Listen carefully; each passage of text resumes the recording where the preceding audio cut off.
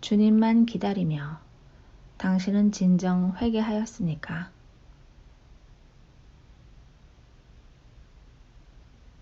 그림 하나가 있었습니다. 하얀 설원을 배경으로 양옆으로 자작나무가 길게 늘어서 있습니다. 보통의 그림들과는 달리 원근법을 역으로 이용한 듯 그림은 나팔처럼 좁은 길에서 시작하여 넓은 길로 향하고 있었습니다. 겨울과 자작나무를 주제로 한 한 폭의 수채화겠거니 했는데 의외로 작품의 제목은 회개였습니다. 작가의 의도를 알고자 그림에 몰입하였습니다. 그림을 처음 마주했을 때의 주관적인 견해를 버리고 보니 특이한 점이 있었습니다. 역으로 그려진 원근법대로 설원을 따라 시선에서 가까운 곳의 나무들은 가늘고 매끈한 반면 먼 곳의 나무들은 거칠고 크게 표현되어 있었지만 설원 위에 찍힌 발자국은 정반대였습니다.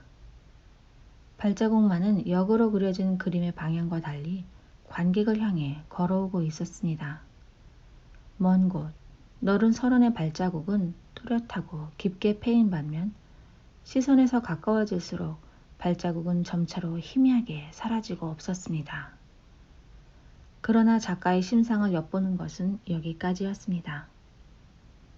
며칠이 지나 다시 그림을 마주하였습니다. 처음 그림을 마주하였을 때의 주관적인 견해도 버리고 이후로 부분들에 얽매였던 질문들도 버렸습니다. 마음을 비우고 한 발 물러나 화가의 마음이 되어 그이의 붓끝이 되어 그림을 그려보았습니다. 추운 겨울입니다. 길에 홀로 선 이의 발목까지 깊게 움푹 발자국이 패입니다. 크고 무거운 자작나무는 그이의 마음입니다. 자작나무의 껍질이 이리저리 거칠게 벗겨져 있습니다. 한 발 한 발 좁아지는 길을 따라 그이가 걸어옵니다. 발자국을 따라 수피가 벗겨지고 벗겨져 매끈하고 가늘어진 자작나무들이 빛을 더해갑니다. 그림 끝에 다다랐을 때 가벼워진 그이의 마음은 설원 위에 발자국을 남기지 않았습니다. 마침내 그이가 그림 밖으로 날아오르는군요. 그가 그토록 간절히 만나고자 했던 그런 그이를 그토록 목매이게 기다리고 있었던 눈부시도록 아름다운 어떤 만남이 섬광처럼 번쩍이며 눈가를 촉촉이 스치고 지나갑니다. 국어사전에서 회개라는 단어를 찾아보았습니다.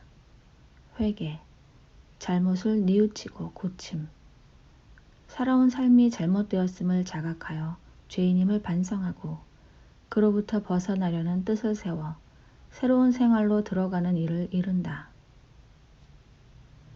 당신은 진정 회개하였습니까?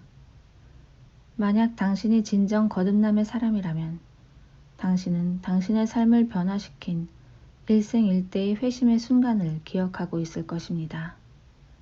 하나님의 은혜로 말미암아 자신이 죄인 중에 죄인임을 깨닫고 죄의 노예로 살았던 과거의 멍에를 모조리 벗어던진 그 통쾌했던 순간을 말입니다. 그러나 당신은 진정으로 회개하였습니까?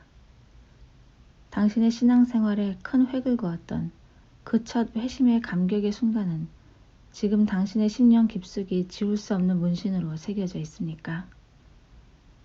진정한 거듭남이란 이전의 죄악된 삶으로부터 분명하게 변화된 완전한 돌이킴을 의미합니다. 진정한 회심이란 문신처럼 영구적이어서 결코 수정되거나 취소될 수 없는 것입니다. 우리는 각자가 처했던 상황과 계기에 따라 회심의 내용과 방법은 다를 수 있으나 그 결과는 다르지 않습니다.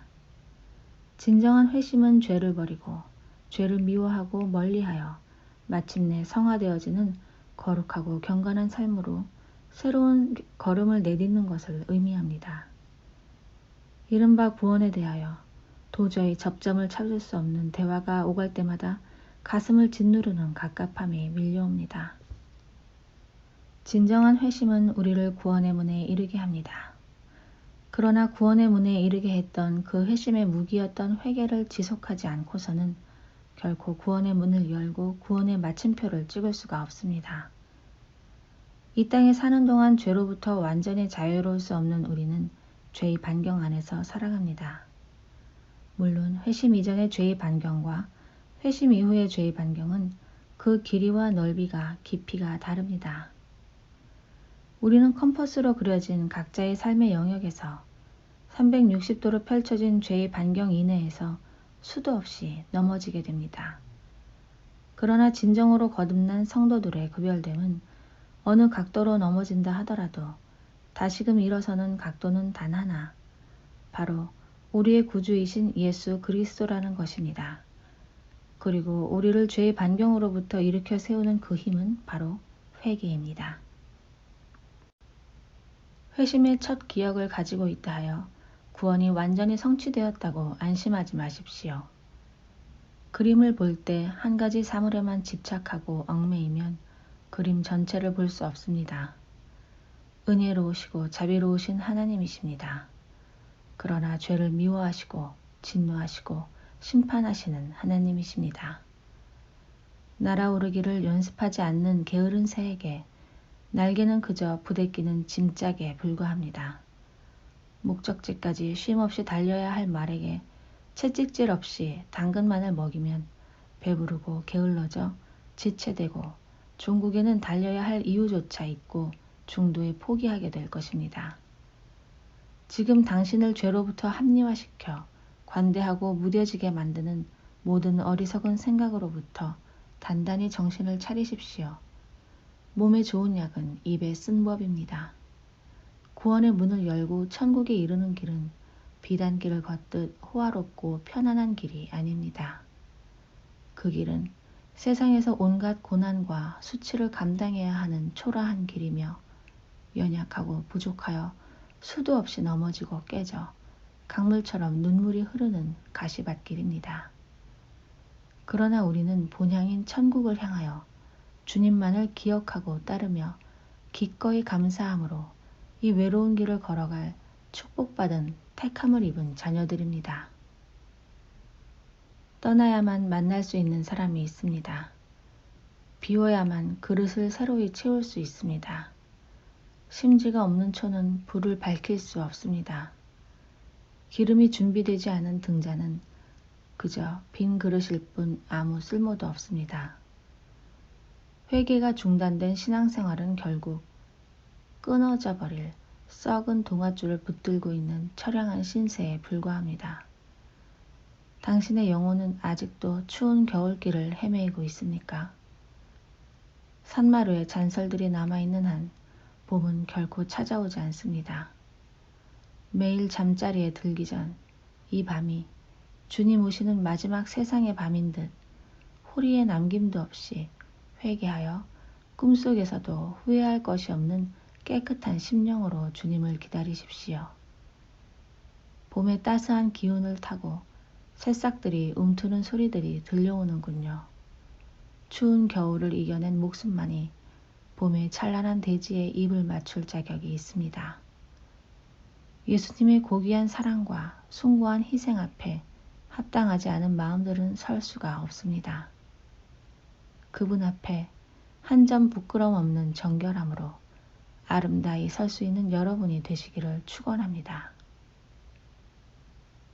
하나님의 뜻대로 하는 근심은 후회할 것이 없는 구원에 이르게 하는 회개를 이루는 것이요 세상 근심은 사망을 이루는 것이니라. 보라, 하나님의 뜻대로 하게 한 이 근심이 너희로 얼마나 간절하게 하며 얼마나 변명하게 하며 얼마나 분하게 하며 얼마나 두렵게 하며 얼마나 사모하게 하며 얼마나 열심 있게 하며 얼마나 벌하게 하였는가. 너희가 저일에 대하여 일절 너희 자신의 깨끗함을 나타내었느니라. 고린도후서 7장 10절로 11절.